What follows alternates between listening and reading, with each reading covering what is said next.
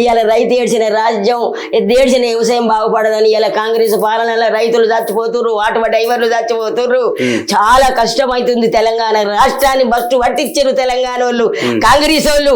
ఇవాళ మా కేసీఆర్ ఉంటే ఇవాళ 4,000 పింఛన్ ఇస్తుండే, తులం బంగారం ఇస్తాను, ఇంటికి ఒక స్కూటీ అన్నారు, 6 పథకాలు ఇచ్చారు. బట్టి విక్రమార్క ఇంటికి వచ్చి నేను ఇస్తున్నా అన్నాడు. ఏది నీ నక్లీస్, ఏది నీ తులం బంగారం, ఏది నువ్వు ఇస్తానని 6 పథకాలు ఏమి ఇచ్చినావంటే ఒక్క కరెంట్ ఇస్తారు, కొంతమందికి ఉచిత కరెంట్ వస్తుంది, కొంతమందికి బస్ వేసిను, ఆ బస్సులో కొట్టుకుంటారు. ఎందుకు ఆ బస్సు నువ్వు ఇచ్చినా ఏం లేదు, ఇవ్వకునేం లేదు.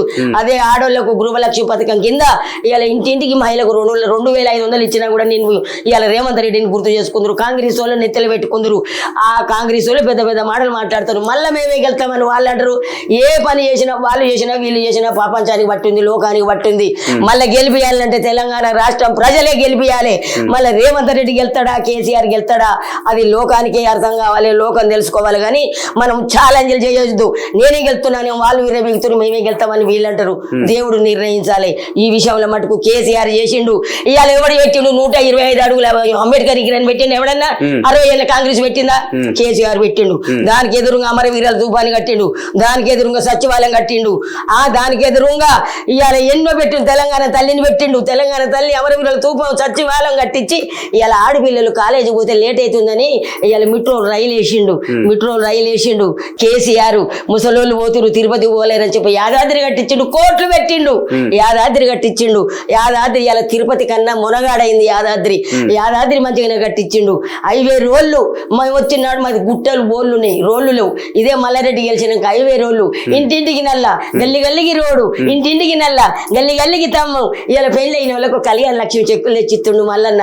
మా మల్లన్న వచ్చినాక ఇలా జూబ్లీ లెక్క మాకు బాలాజీ నగర్ అయింది. మల్లారెడ్డి వచ్చినాక ఎవరు పోయినా ఇదంతా కేసీఆర్ దగ్గర పోయి చెప్పింది వాళ్ళు మల్లారెడ్డి కేసీఆర్ వల్ల ప్రపంచం మొత్తం ఇలా కేసీఆర్ మొత్తం 4 మూలల తెలంగాణ రాష్ట్రాన్ని బంగారం చేసిండు. అప్పైంది అంటారు వీళ్ళు.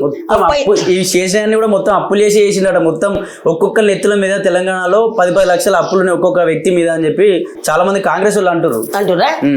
మరి కళ్యాణ లక్ష్మి ఇస్తే 1,16,000 కళ్యాణ లక్ష్మి ఇస్తే అప్పు కదా?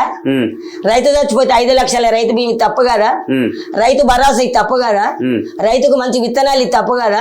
రైతుకు ఎరువులు ఇస్తే తప్పు కదా?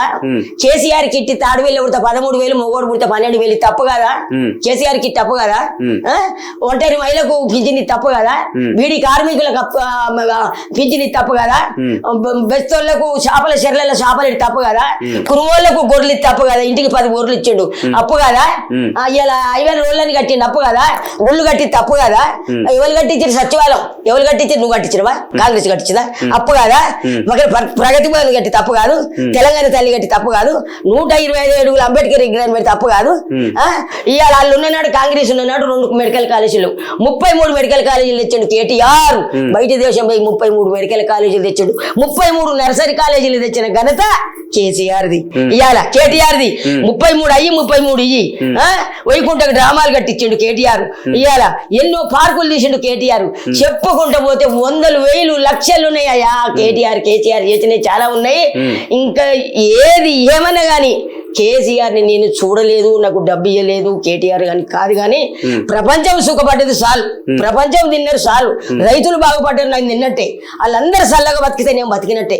అందరూ చల్లగా బతకాలి. మళ్ళీ కేసీఆర్ రావాలి. కేసీఆర్ వస్తేనే తెలంగాణ రాష్ట్రం 3 పూలు 6 కాయలయ్యి మళ్ళీ 1,00,00,000 వెలుగుల రతనాల వీణ అవుతుంది తెలంగాణ రాష్ట్రం. ఇప్పుడు కేసీఆర్ హరీష్ రావు వీళ్ళంతా కలిసి పెద్ద పెద్ద స్కాములు చేసి మస్తు డబ్బులన్నీ అలా ఫామ్ హౌస్ లో పెట్టుకున్నారు. వీళ్ళందరినీ ఖచ్చితంగా అరెస్ట్ చేస్తా అంటుండు రేవంత్ రెడ్డి. అరెస్ట్ అవుతారట, మరి కేసీఆర్ జైల్లోకి పోతారు కదా.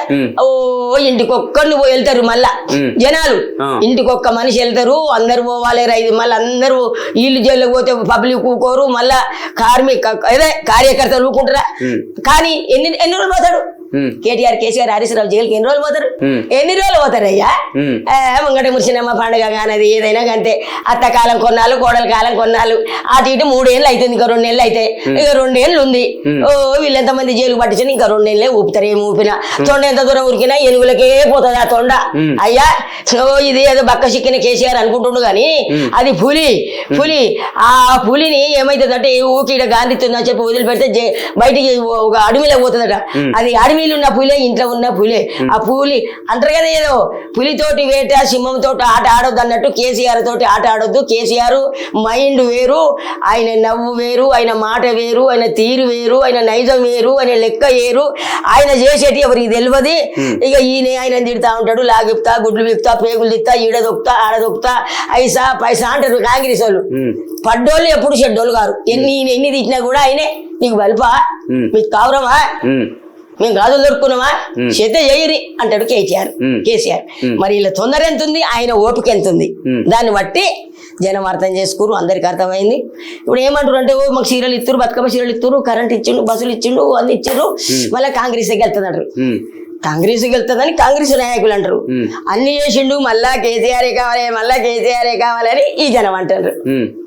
అంటే పాట రూపంలో కూడా ఉందిగా, కారే కావాలంటున్నది మళ్ళా తెలంగాణ అని ఉంది కదా, పాట కూడా ఉంది కదా. మంచి మంచి పాటలు తెలంగాణ పాట మొత్తం పాడు పాట. ఇక పాట పడితే లేట్ అవుతుంది మనకు.